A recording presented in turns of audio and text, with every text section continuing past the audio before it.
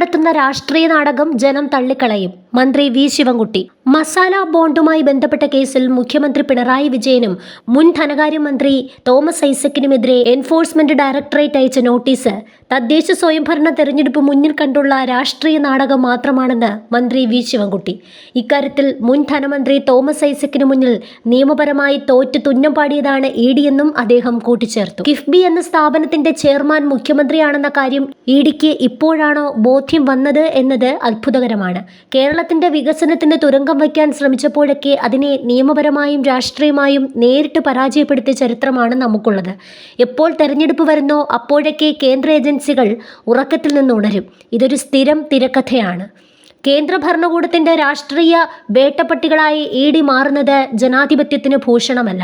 ഇപ്പോൾ കേരളത്തിൽ തദ്ദേശ സ്വയംഭരണ സ്ഥാപനങ്ങളിലേക്കുള്ള തെരഞ്ഞെടുപ്പ് പടിവാതിക്കൽ എത്തി നിൽക്കുകയാണ്.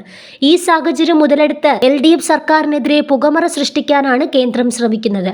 ഇ.ഡിയുടെ രാഷ്ട്രീയ താൽപര്യം ഇതിൽ നിന്ന് വളരെ വ്യക്തമാണ്.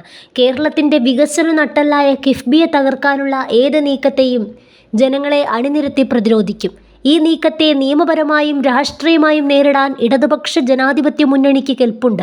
കേന്ദ്രത്തിന്റെ ഇത്തരം ഭീഷണികൾക്ക് മുന്നിൽ വഴങ്ങുന്നവരല്ല കേരളത്തിലെ കമ്മ്യൂണിസ്റ്റുകാർ എന്നും മന്ത്രി കൂട്ടിച്ചേർത്തു. അതേസമയം ബലാത്സംഗ കേസിലെ പ്രതിയായ രാഹുൽ മാങ്കൂട്ടത്തിലിന് ഒളിഞ്ഞും തെളിഞ്ഞും സംരക്ഷണം നൽകുകയാണ് കോൺഗ്രസ് നേതാക്കളെന്നും മന്ത്രി പറഞ്ഞു.